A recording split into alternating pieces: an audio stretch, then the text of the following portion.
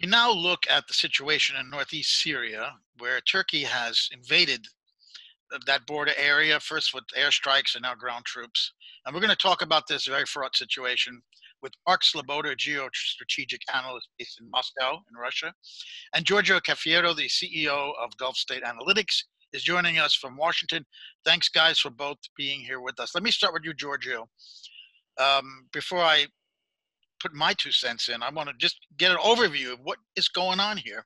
How did this happen? I mean, Syria had fallen off the front pages of the Western media for more than a year. And now it's all the rage again. What exactly happened? What did Trump do? Why did he do it?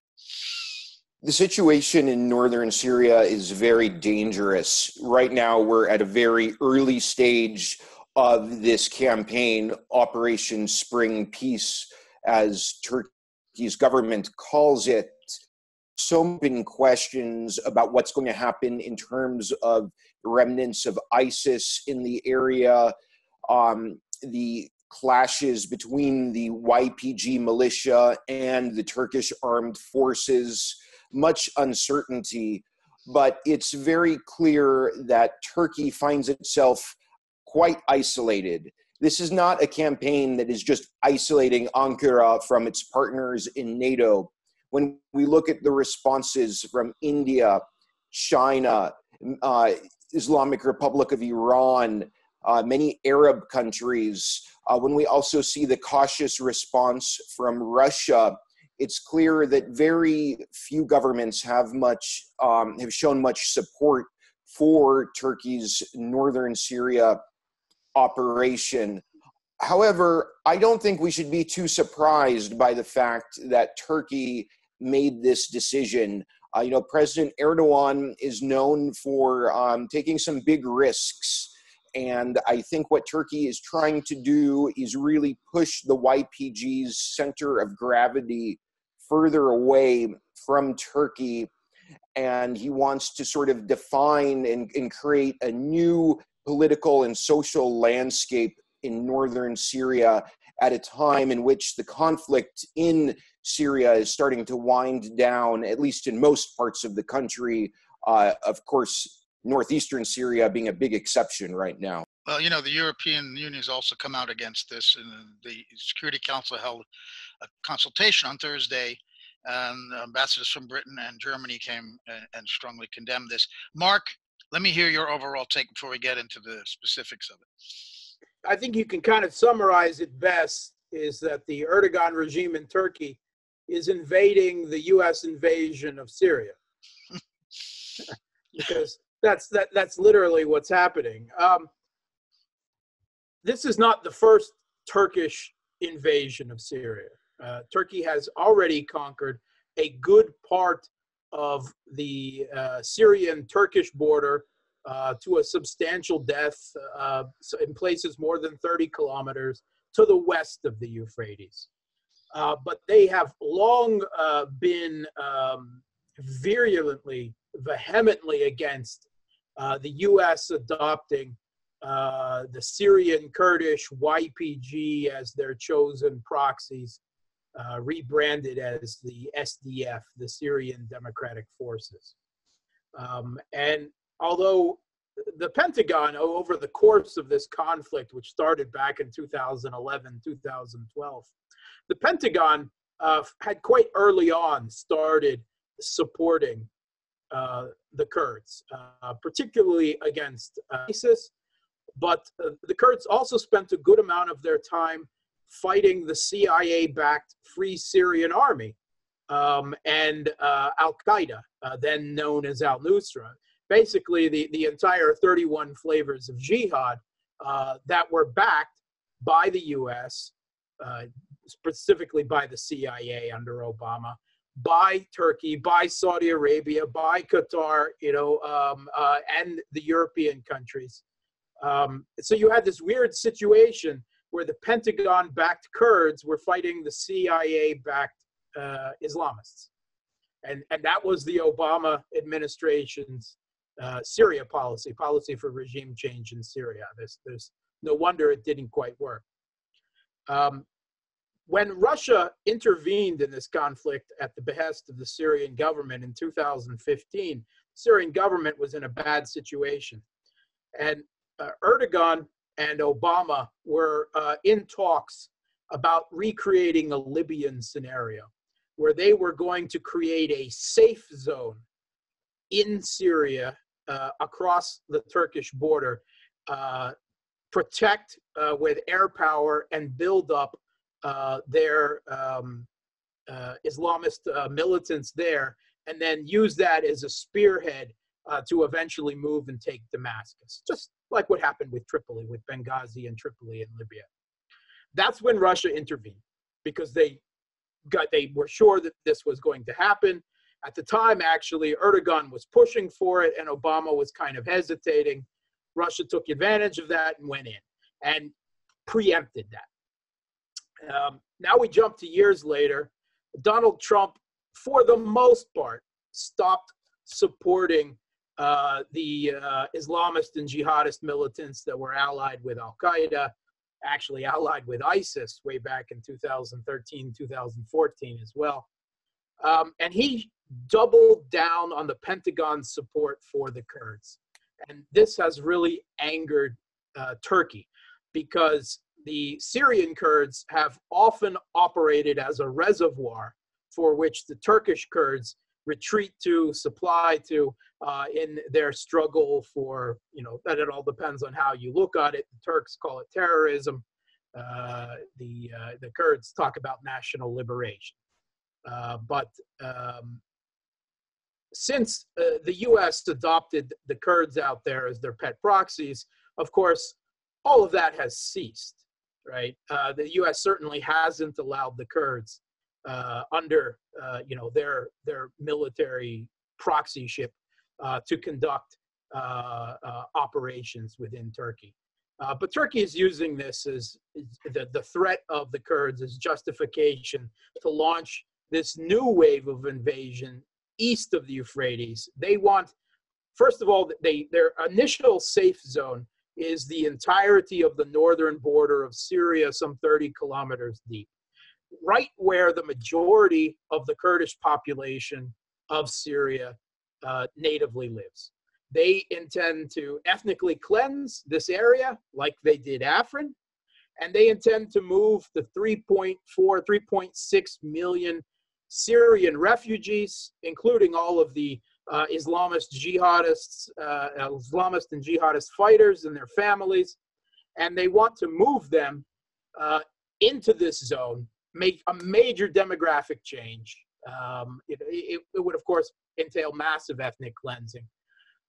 And they want this because the Syrian refugees in Turkey are causing major domestic political problems for Erdogan, which is exacerbated by an ailing economy. Some 83% of Turks want all the Syrian refugees gone, and they want them gone now, right? They feel that they're a drain on the Turkish taxpayer. They feel that they are taking jobs, in an ailing economy, unemployment is high, and of course, criminal activities with the type of people that are involved in these Turkish-backed militia groups is causing social turmoil in Turkey as well. So that's what he wants to do. But he's talking already about going way beyond this 30 kilometers. If you watched his speech at the UN General Assembly a couple of weeks ago, he actually, Netanyahu, pulled out a map. He talked as if the Syria safe zone already existed, and he talked about extending it all the way down to Raqqa and Deir ez-Zor, looking hungrily at Syria's oil fields, which right now the U.S. is sitting on. So he's got some real neo-Ottoman delusions here, I think, that he's operating from. He wants to make major demographic changes in Syria, get rid of the Kurds. And I think that he also intends, at the very least, to keep this as a protectorate loyal to him, dependent on him for its existence, with which to keep control over Damascus. Is that the extent of it? Because when Trump's statement came out on Sunday night here in Washington that he had given the green light to Turkey to do this. He said that it would be Turkish responsibility to take over these 1,000 or so ISIS prisoners that are in this area they're invading, that have been guarded, or have been up until now at least, by the Kurdish forces. When I read that, I thought, shit, this Turkey could liberate them and put them back to work again. Absolutely. So my question is the Turkish Gulf, Arab, and U.S. and European project to overthrow Assad completely gone? Is that ship sailed, or are they trying to reanimate? Would Turkey like to also reanimate that long-standing goal by liberating ISIS fighters? I think the extent that Turkey has played around with the Astana format, and a lot of people make a lot of wrong assumptions here. It's not because Turkey is friends with Russia and Iran. This is countries that are economically and in the rest of the world working together, but are actual enemies in Syria, managing their differences with each other. And I think Russia has pretty much made it clear to Erdogan that the Ba'athist government is not going anywhere in Damascus. But I think Erdogan is a cunning beast. His entire game for the last few years has become playing the U.S. and Russia off each other, each one afraid to call Erdogan on his bullshit because they're afraid that he might lean all the other way in the other party's direction. So, I mean, I think at this point he's really trying to cash checks that he can't afford. He can't continue to piss off both the United States and Russia and Saudi Arabia and Israel, everyone in the region the way he's doing. But he's managed it so far, and he's keeping his options open. That's why he still refuses to talk to the Syrian government. It might be about leverage simply at the end of the day, but if someone came to power in the U.S. who wanted to resuscitate the regime change in an overt way, I think Erdogan would like to keep his options open for something like that. Giorgio, I want to ask you about what Trump's thinking was here. It sounds from the statements he's making that what he really wanted to do, and he twice announced, was to pull the U.S. out of Syria, which, could have been done, and they still could have put pressure on Turkey not to invade, I think. I want to get your thoughts on that. But instead of that, he somehow seems to have been manipulated in that phone conversation with Erdogan to allow this green light. Now, there's been enormous Republican backlash against this, vicious backlash in the Congress amongst some of his biggest supporters. What was Trump thinking, George? I think that between now and next year's presidential election, we need to keep in mind that all of the foreign policy decisions that Trump makes, be it in the Middle East or any region of the world, he is thinking about how voters in American swing states are going to feel. Trump, when he was a candidate back in 2015 and 2016, put a lot of emphasis on him, supposedly being able to wind down American military commitments abroad. I think Trump wants to tell the American voters that he is basically outsourcing the fight against Islamic State in Syria to the Turks. Cynically, I think he's also tried to create some distractions. Of course, the national media is less focused on the whole impeachment saga now that there is so much attention being paid to the crisis in northern Syria. But as you point out correctly, the backlash from many in the GOP has been very, very strong. We're seeing some very harsh statements against Trump and the Turkish campaign in Syria from Lindsey Graham, so many other Republicans and Democrats. So I think when Trump put out this tweet in which he threatened to, quote unquote, obliterate the Turkish economy if the leadership in Turkey decides to do anything that's, quote unquote, off limits, I think that was about trying to buy some political space within this domestic context. Now, Erdogan is coming to DC on November 13th, according to the current set of plans. It's going to be very interesting to see how lawmakers in Washington address this crisis in northern Syria in the interim. I think Trump could find himself under a lot of pressure to try to make it more clear to Erdogan what these limits actually are. Let's be clear, if the US is going to impose sanctions on Turkey because of this operation in Syria, Turkey's economy could go into a recession, and that I think is an important point we need to keep in mind. But at the same time, Trump is all over the map. I mean, every day his tweets are contradicting themselves.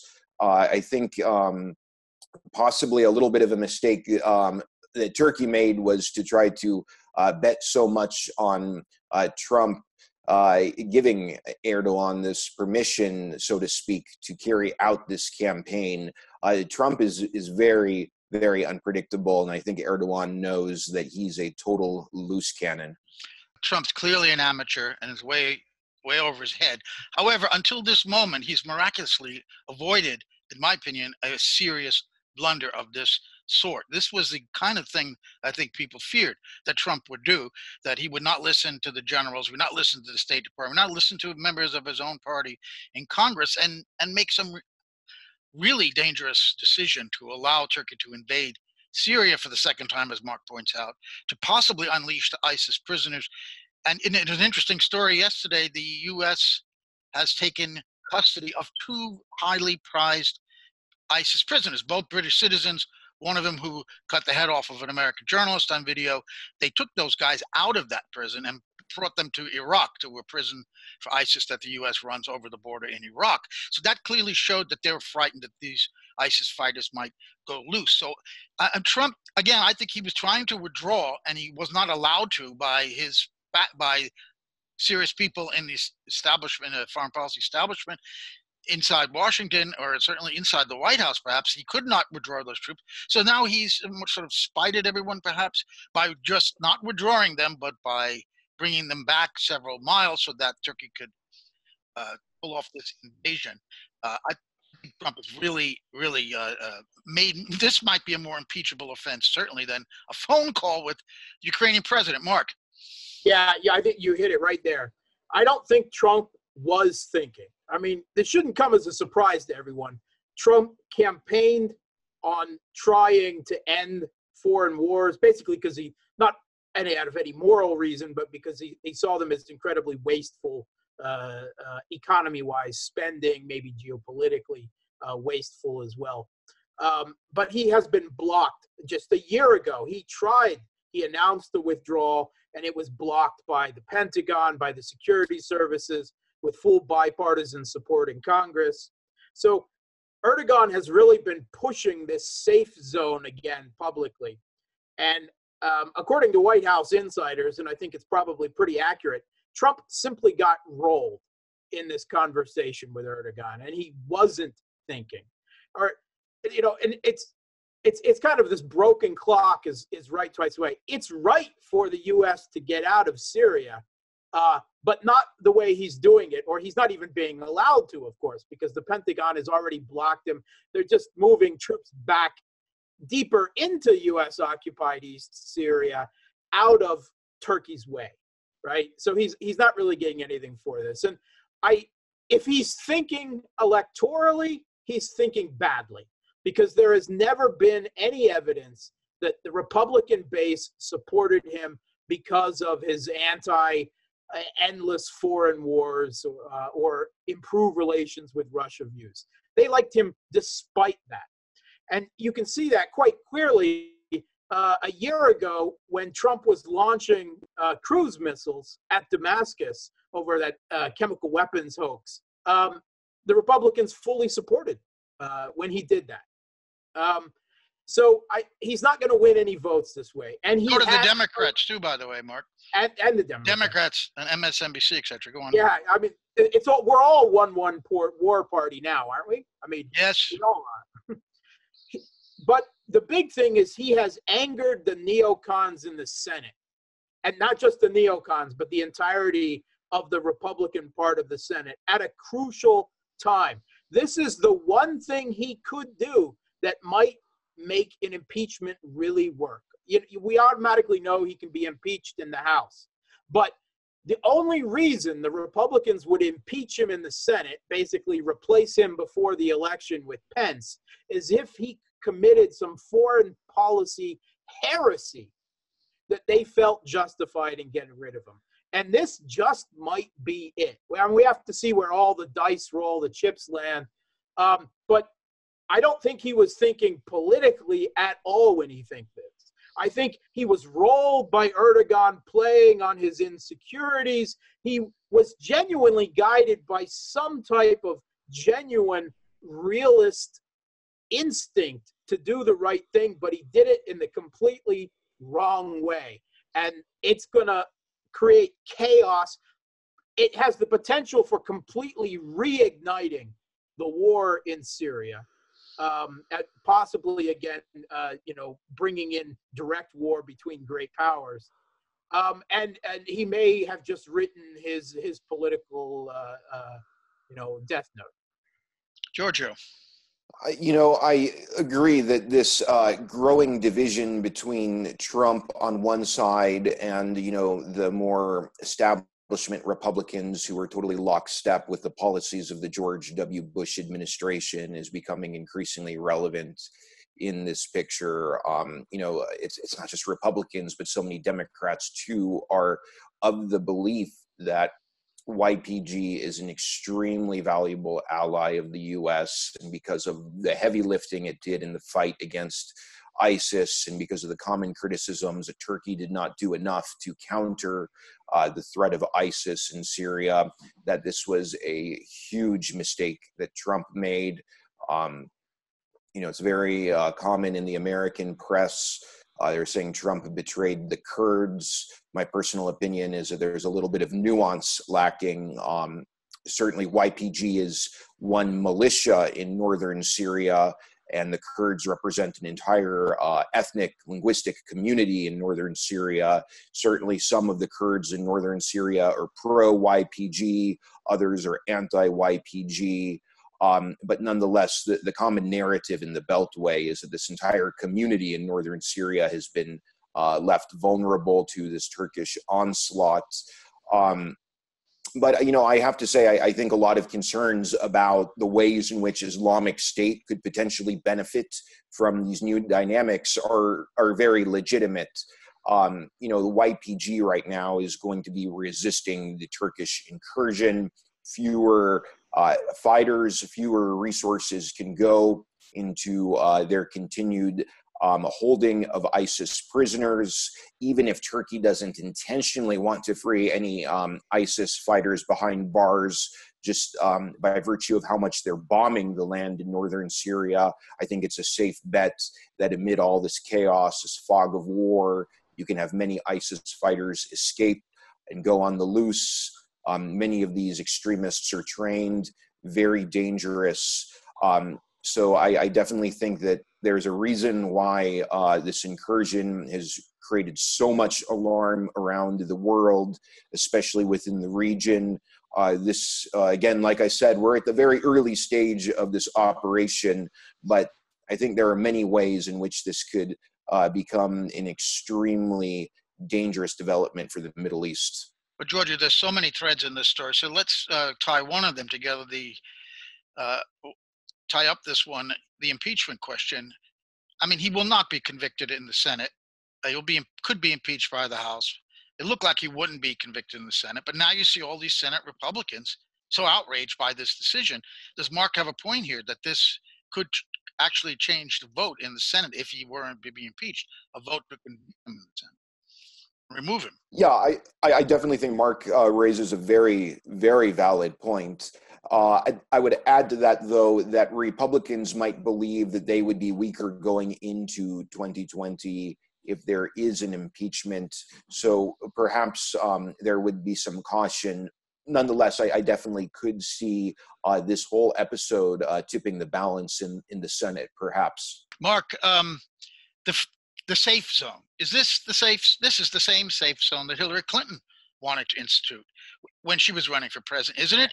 And when we heard the British ambassador going into the UN Security Council on Thursday morning, saying that that kind of safe zone does not fulfill the requirements, international requirements of the UN High Commissioner on Refugees, for example, for a safe zone, and refugees need to be returned voluntarily to their homelands and under safe conditions, not expelled from Turkey back into this safe zone. But and displacing the native population that's already by the way.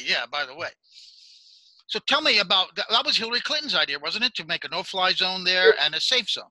It was Hillary Clinton's idea. Obama was at least considering it with Erdogan. This has been on the tables for a long, long time. Facebook just reminded me that exactly 4 years ago today, I was talking that Erdogan was dead set on creating this wow. safe zone. Oh, what a coincidence! What a coincidence. Now, you have to remember that the Turkish military is going to roll the Kurds here. The Kurds are pretty decent, irregular fighters. They've got some U.S. training. Certainly, they're good at defending their homes. But Turkey obviously has air superiority here. The United States has taken Turkey off their air tactical operations scheduling, but they're not doing anything to block their operations. Turkey has already been bombing all over this area with airstrikes. And the Kurds have very little heavy weapons. But the Turkish military is not going to be primarily involved here. You'll see some Turkish special forces, Turkish artillery, regular army artillery firing from behind. But doing the fighting, doing the actual taking of towns, which has already begun from the Kurds, is going to be conducted by the latest rebranding of this Turkey Islamist and jihadist proxies. And the latest rebranding is the, quote, Syrian National Army. That's what they're calling it now. And what this is a last-minute throwing together of what used to be the Free Syrian Army that used to be supported by the U.S., by the CIA under Obama, and the National Liberation Front. And the National Liberation Front is the grab bag of the 31 flavors of jihad, including Jaish al-Islam, Ahrar al-Sham, basically everyone except for Hayat Tahrir al-Sham, Al-Qaeda itself, and the Turkestan Islamic Party, which are still holding the fort for the Turks in Idlib. And there is anywhere between 50 to 100,000 of these fighters under arms for the Turks right now. Now, they're not great fighters. They're not a formal military, but they've been enough to wreck Syria, for the last 8 years. And now they've got the full supporting of the Turkish government. They're armed. They won't be infighting with each other like they have always done before. And that's going to be the forefront here. And it's kind of ironic because where Turkey is first going into this safe zone, these two towns, it's Tel Abyad and Ras Al Ain. They're two Arab majority towns, one of the only Arab majority in that stretch, kind of right in the middle of northeast Syria along the Turkish border. And these towns were taken by the Pentagon-backed Kurds from the CIA-backed Free Syrian Army back in 2013.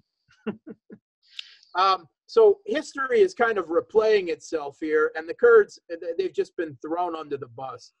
And I don't buy the crocodile tears that are being shed for the Kurds right now by both sides in Washington or by anyone else. Look how many times the U.S. has thrown the Kurds under the bus in Iraq, with Saddam, with the election, the referendum in Iraq last year, basically, and the crackdown by the Baghdad government. And they're doing it again.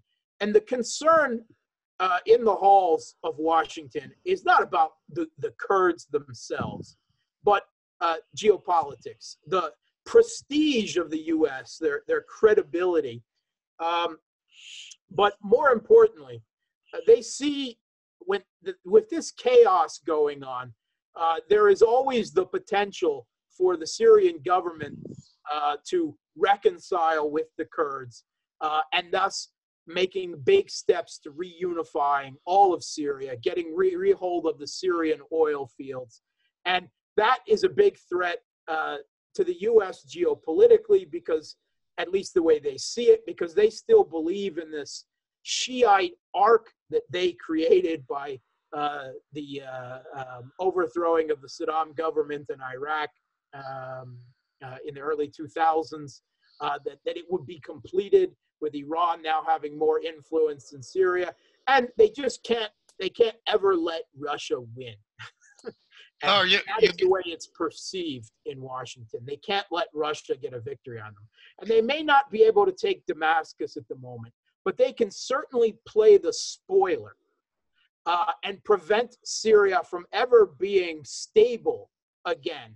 And a destabilized Syria is an acceptable geopolitical plan B for having a Saudi Turkish proxy Islamist government in Damascus. A destabilized Syria that is a breeding ground for the terrorism which keeps the U.S. Militarized and active across the Middle East, crippling permanently and an ally of both Russia and Iran. It is something entirely acceptable. Chaos isn't the first goal, but it's always an acceptable plan B. It just kind of always ends up that way.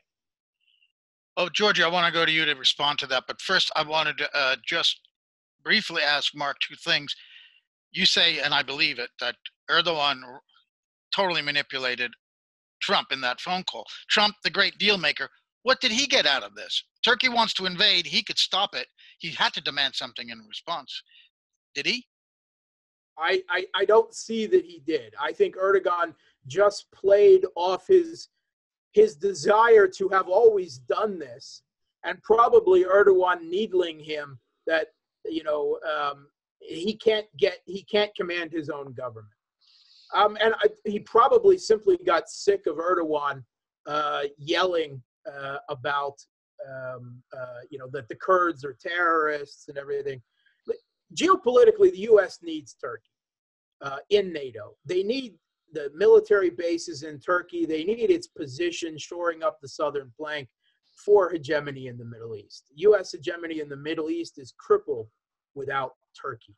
And they were never going to permanently sacrifice relations with Turkey or with Iraq, because this also threatens relations with the government they've created in Iraq.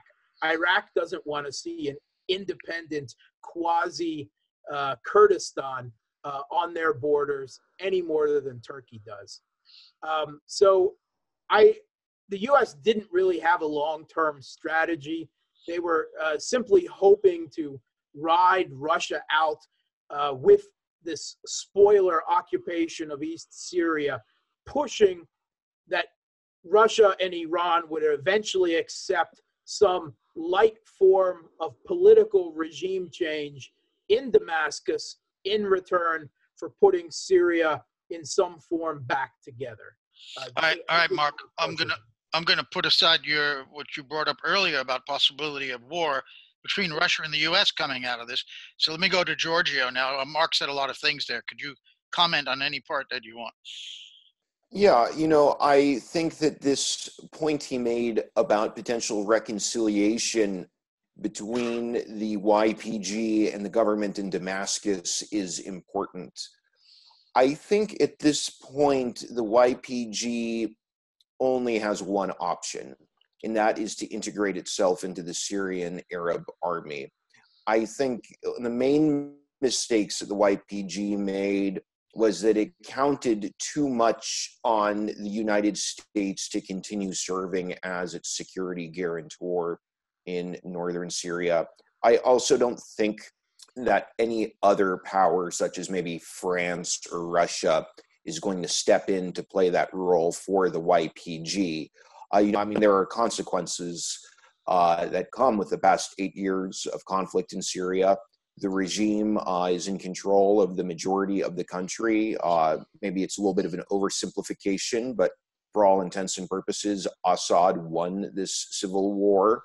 I think the YPG has to come to terms with that. Given that talks have failed in the past to result in some official rapprochement between the YPG and Damascus, I think there's definitely a chance that from a position of strength, with the regime being in a position of strength, Assad could get a lot of concessions from the YPG in exchange for the government in Damascus providing this militia with protection.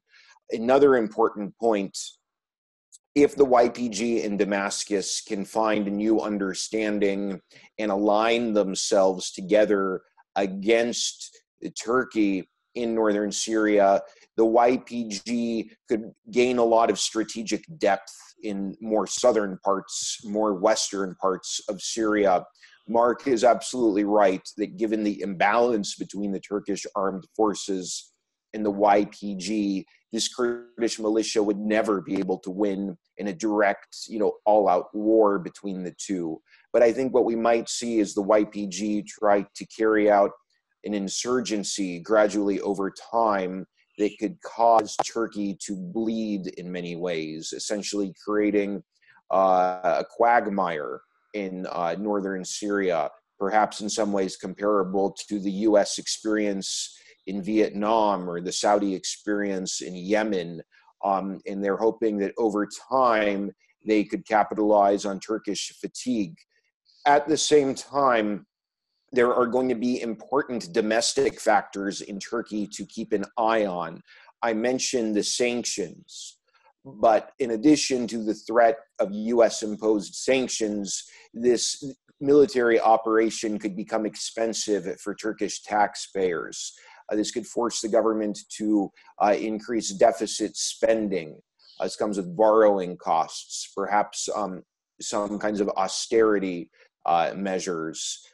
Given that there was not an actual YPG attack in Turkey precipitating this operation, I think we have to ask questions about the Turkish public possibly getting fatigued if this military campaign drags on for a while, especially if you're going to have Turkish soldiers coming home in body bags. Well, a couple of things. What about the Kurds inside Turkey? Will they be riled up, and could there be a second front opened up where Turkey would have to start fighting again a counterinsurgency inside their own country as well as in Syria? Well, let's keep in mind that one of the reasons why the YPG did not carry out violent attacks in Turkey had to do with the U.S. pressure. The U.S. has disagreed with Turkey about the differences between YPG and PKK. Of course, from Ankara's perspective, this is the same group, same flag, same ideology, so on and so forth. And they think the U.S. is just kind of playing a dirty game by saying PKK is a terrorist group, YPG is not a terrorist group. But one of the things the U.S. wanted to do was, as I said, put pressure on the YPG not to carry out violence in Turkey to strengthen the American argument in this debate that YPG is not a threat to Turkey. Now that the YPG is upset at the U.S. and is no longer depending on support for the U.S., maybe the YPG would consider carrying out acts of violence in Turkey, and that will make this situation even more destabilizing and dangerous. And the YPG has a Marxist background, from what I understand. Isn't that right? And we have Republican congressmen cheering them on. This is about as strange as you can get. Now, as far as this was a question I wanted to raise, and both of you already have raised it, about the position of Damascus in regard to this.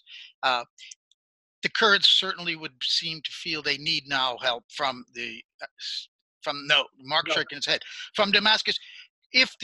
Could they get the Kurds to agree to only autonomy and to drop all ideas of independence in order for the Damascus to provide any help? And could that lead to a direct conflict between Syrian Arab army and Turkish elements, or at least the jihadists working with Turkey? Mark? Yeah, hate to be the bearer of bad news, because I think political reconciliation between the Kurds and Damascus is something we've all been, the Kurds having never seriously, during the whole course of the civil war, fought the government in Damascus. I think that political reconciliation was something that we were all hoping for, but there's no signs of it yet. In fact, the leaders, I think, doing an incredible disservice to their own people, the Syrian Democratic Forces, have actually been making sounds like, well, we will continue our relationship with the U.S. and we'll only reassess it on if we see further U.S. withdrawals from the rest of Syria. Like, it seems at this point they're not willing to give up this patronage of the U.S. such that it still exists, despite obviously being sacrificed to Erdogan. And at the same time, Damascus, in just the last few hours, I checked, before we taped this, the Syrian deputy foreign minister announced that there will be no negotiations with the Kurds, that they regard them of having betrayed their country and acting as proxies of the United States, and they won't. I think at this point the Syrian government is willing to, that the Kurds haven't learned their lesson, and to let Turkey's, because it won't be the Turkish military again, but to let Turkey's proxies and the Kurds fight it out in East Syria, and they'll take on whoever's left standing, which will most likely, of course, be the jihadists at the end of this. And I think they're even hoping that Turkey will incur enough losses economically, if not militarily, that they might decide to save face and withdraw the rest of their military forces from Syria at the end of the day, once they realize what a serious proposition, occupation of a third of Syria at the end of the day, is going to entitle. Iran has been very vehemently behind the Syrian government position that this is a violation of their sovereignty, it's aggression, it's a violation of their territorial integrity. Russia, however, has been much more muted in their comments on this. Their comments have been that they've requested that Erdogan consider very carefully what he's doing and that it doesn't damage the peace settlement that they've developed so far, meaning the Syrian Constitutional Committee, which is supposedly ready to begin its work in earnest, and the attempts to create a ceasefire in Idlib. Russia has been very skillful throughout the course of this conflict to avoid direct military confrontation with any other major power, meaning the U.S., meaning Turkey, and at the same time getting its opponents backing the Islamist and jihadist militias to pull out of the conflict one by one. It started with Jordan, and then Qatar, and then Bahrain and the United Arab Emirates and Kuwait, and then Saudi Arabia. They've all, recently most of the European countries have drawn back their support, and they're certainly reconsidering what they're doing there with the latest move by Trump. Now they think perhaps they can get the U.S. to pull out. At the end of the day, it may just be Turkey is the last one standing. But I think Russia will still do everything they can to avoid direct military conflict with Turkey, while hoping that Turkey gets themselves involved in something, involved in a quagmire, like Georgi said, that will make them reconsider what they're doing on their own. Giorgio. I think the Russians understand that in order to bring peace and stability to Syria, Turkey has to be on board. And I think Mark's absolutely right that Russia has been very cautious about how it's dealing with Turkey at this time. Excellent article was published by an analyst in Moscow, published by All Monitor, I think about maybe 24, 36 hours ago.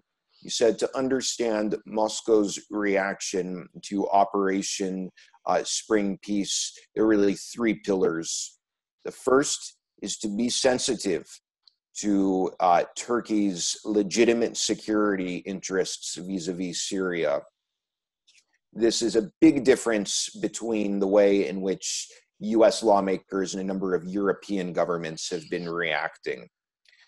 Two, establish red lines with Turkey. The Russians do not want to see a permanent Turkish military presence in northern Syria. The Russians do not want to see the Astana format get ruined by what Ankara is doing now.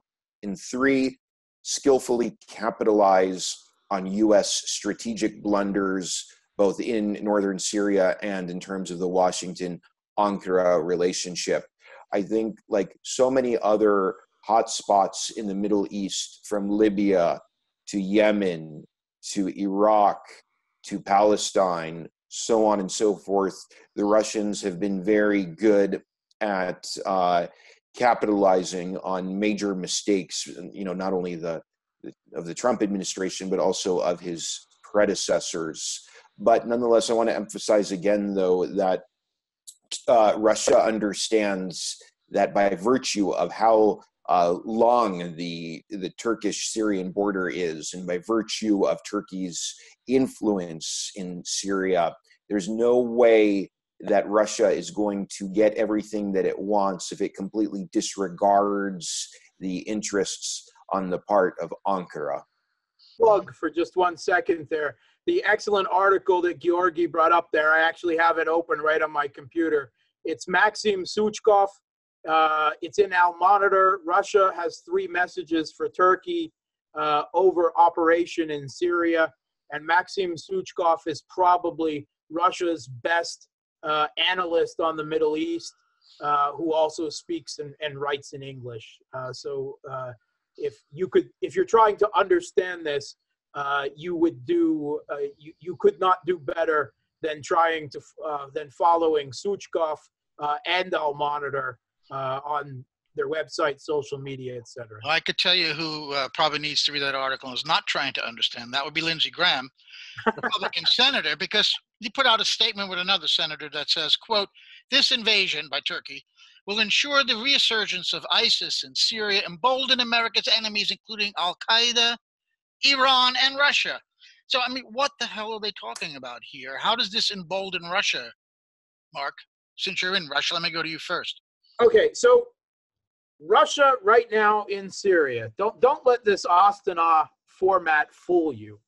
While Russia and Iran and Turkey have good economic relations and everything else, in Syria they are enemies, right? And they are waltzing a very complicated geopolitical dance for maneuver and leverage against each other.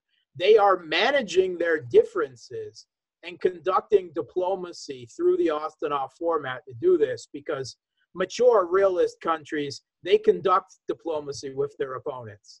That's the way that diplomacy should work. That's who you conduct diplomacy first and foremost with. But this is really not going to end up, I think, the way that Russia wants, because they would not be opposed to the Turkish incursion if it is a small, temporary thing that divides the Kurds from the United States.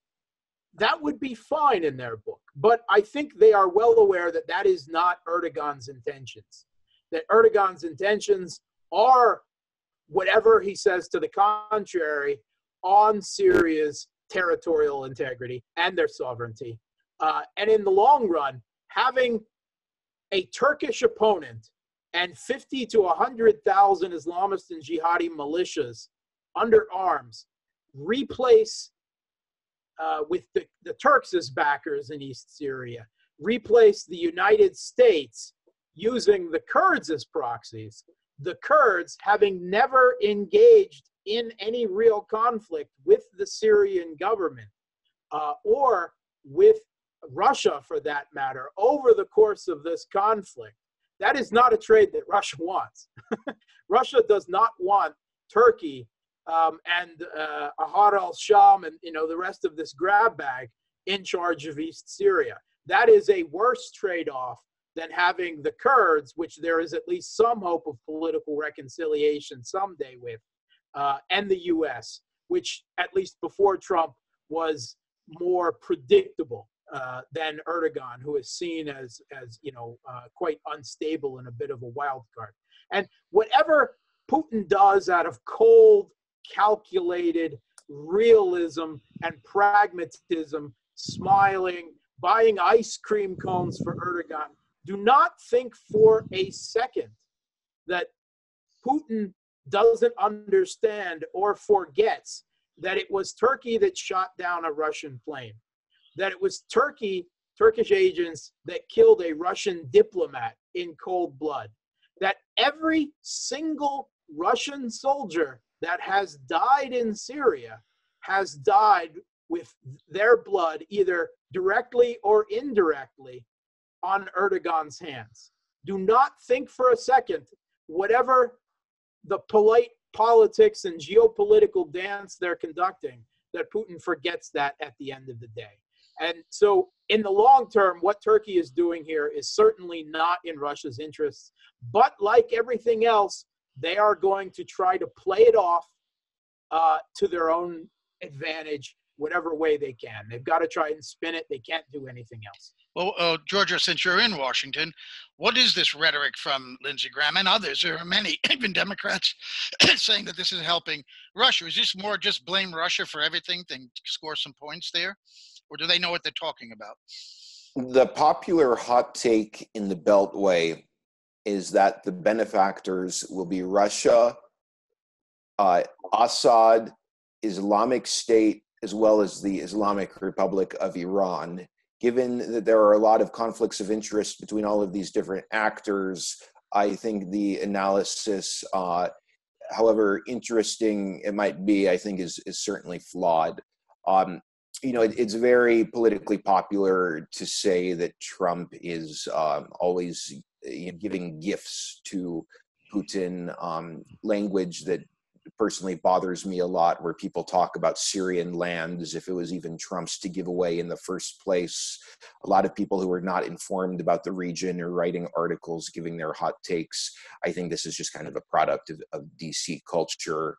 I don't think there's too much more to say about that. But in terms of Iran, I think it's also totally wrong how many voices in Washington are so convinced that Iran is going to gain from this. Iran has voiced its opposition to Turkey's northern Syria operation. We could also go back to early 2018 when Iran was one of the states that also voiced its opposition to Operation Olive Branch, which was taking place in the Afrin area. I think, as Mark points out well, Iran, Russia, and Turkey, they have to deal with each other. They have some interests that overlap. They have done a lot to try to build on common ground. There is a realization that these are the three non-Arab states that are going to become the main shareholders in terms of Syria's future. But there is not love between these capitals. I would just add to that, though, is not only conflicts of interest between Russia and Turkey, and also between Iran and Turkey, but I would go as far to say, and I'm interested in what you guys have to say about this, but I think Moscow and Tehran also have their own conflicts of interest vis-a-vis Syria. Obviously, Russia and Iran's governments were extremely supportive of Assad during this conflict. There were no two states in the world that did more to help the Syrian government survive.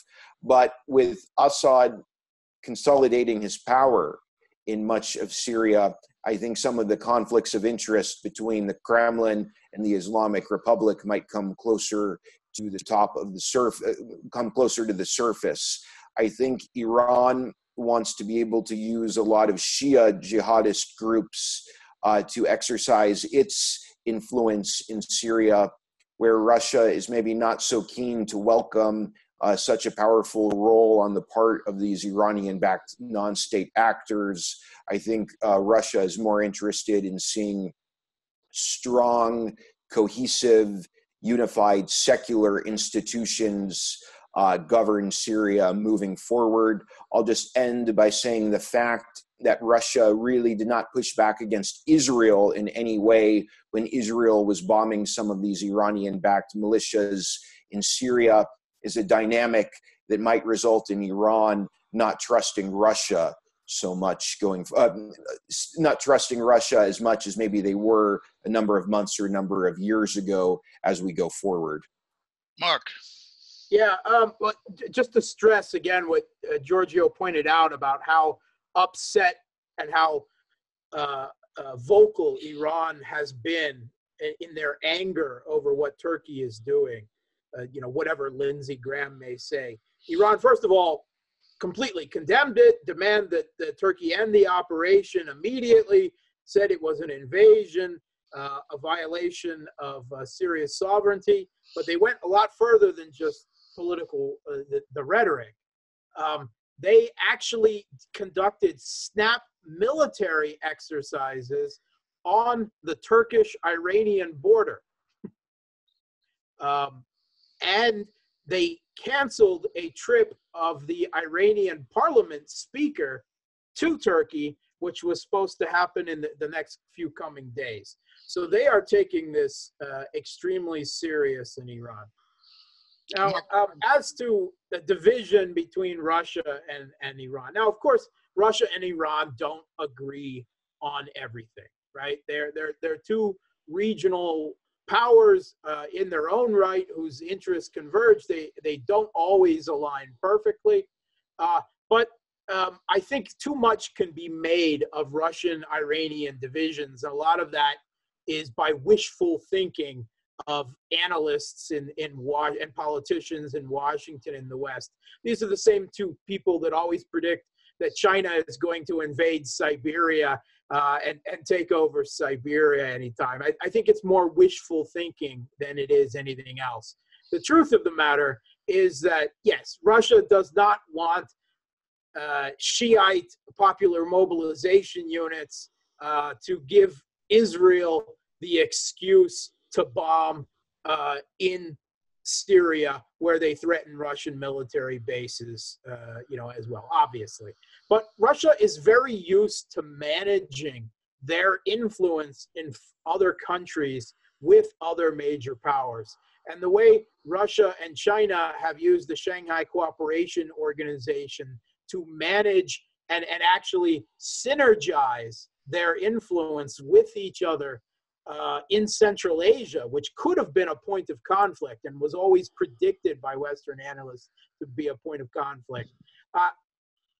I think that Russian-Iranian relations have never been any better, not just on terms of a geostrategic partnership, but economically. And Russia is proving a major economic lifeline for Iran right now and providing Iran ways to get its oil to the market and also to create a joint alternative to the U.S. SWIFT system as they conduct their finances.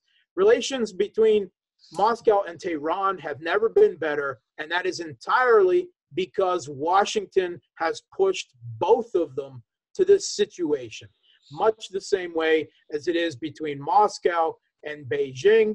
And I think you're increasingly going to see this geopolitical triangle between Moscow and Beijing and Tehran.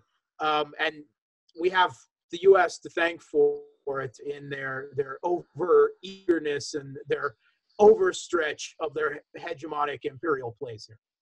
Right, and even when Trump tries to pull that back, he screws it up with this move. And I'd be remiss not to mention that on Wednesday he mentioned one of the reasons he did this is because the Kurds did not support the U.S. in World War II.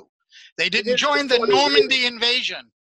I mean, neither did Saudi Arabia, but I don't know what that has to do with it. Yeah, exactly.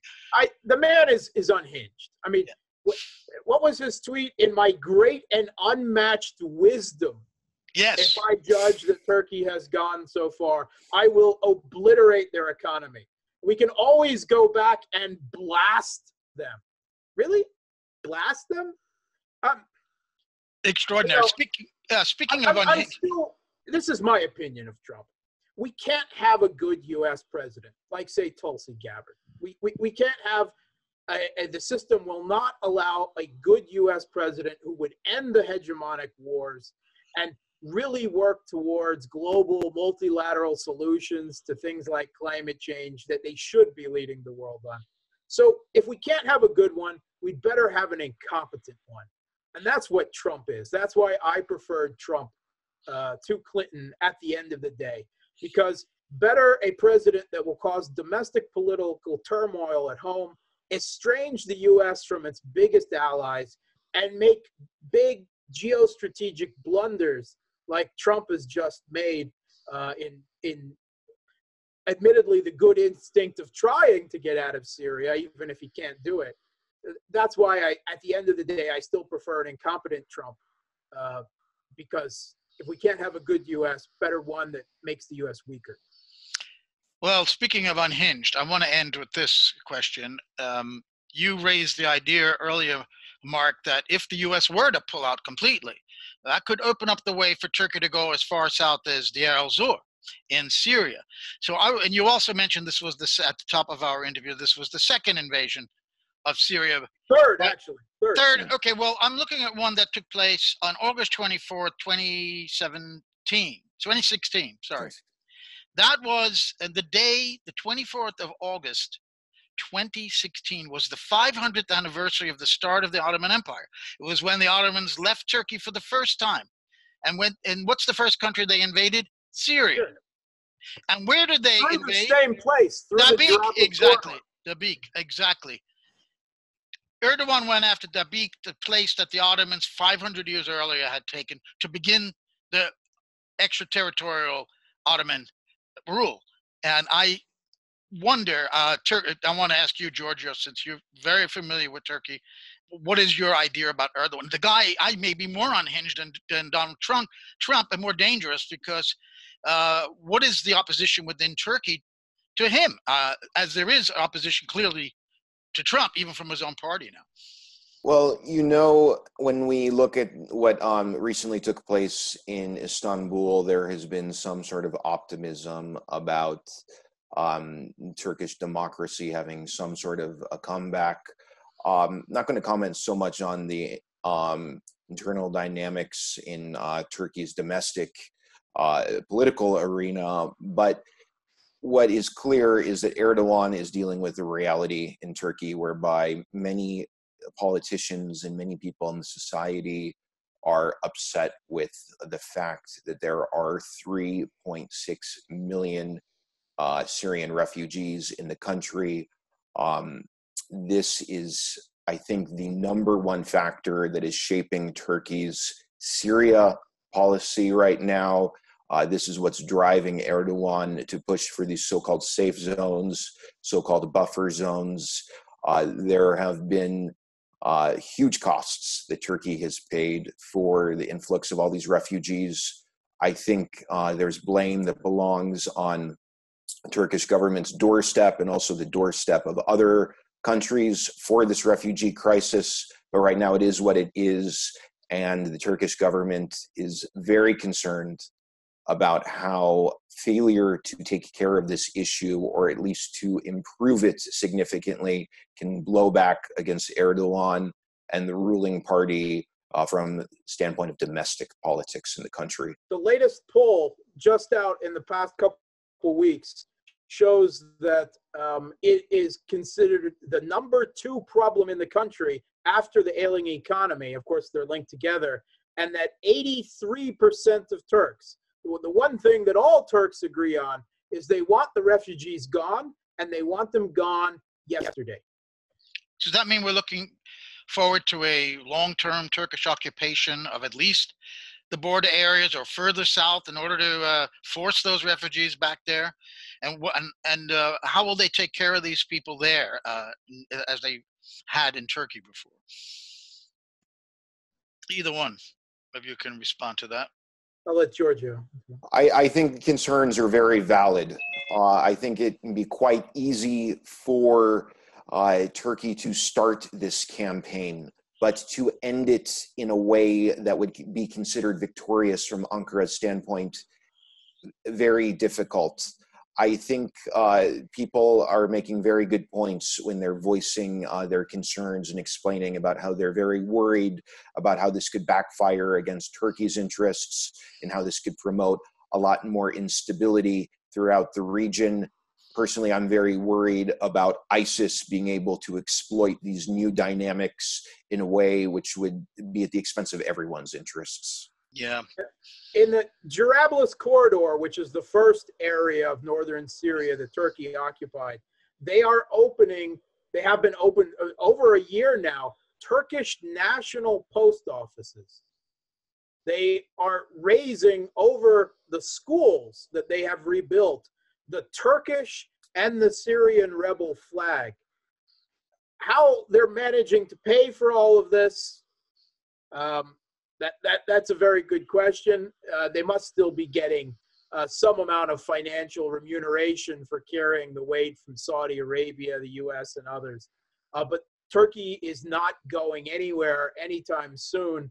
And Russia is very used to dealing with frozen conflicts when they can't immediately achieve a military victory in a situation. So I think that Russia sees, as it works towards, I think, an impossible political reconciliation between Erdogan and Damascus, settling down into a frozen conflict that will see Turkey occupying at least all of North Syria, hopefully not East Syria as well, and waiting until Erdogan is gone.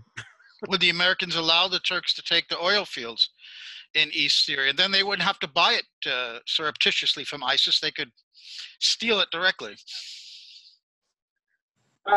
It is impossible to predict what the U.S. will or won't do right now, simply because the president wants one thing and the Pentagon and Congress want another thing entirely, and have been fairly effective in blocking the president this far. The only reason they've got this is because Trump made this announcement in such a public way, tweeting it out, with Erdogan immediately taking to the media and carrying forward with it, not even getting the Pentagon and the U.S. security services a chance to back down Trump this time. But I don't think they're going to be so loose with him in the future. Well, we're going to leave it there. That was an excellent discussion we had with Mark Sleboda, a geostrategic analyst in Moscow, and Giorgio Cafiero here in Washington, the CEO of Gulf State Analytics. I'm sure we're going to revisit this story as an entirely new phase of this 8-year-old Syrian war has opened up. Thank you, Mark and Giorgio, for joining us. Thank you so much, Joe.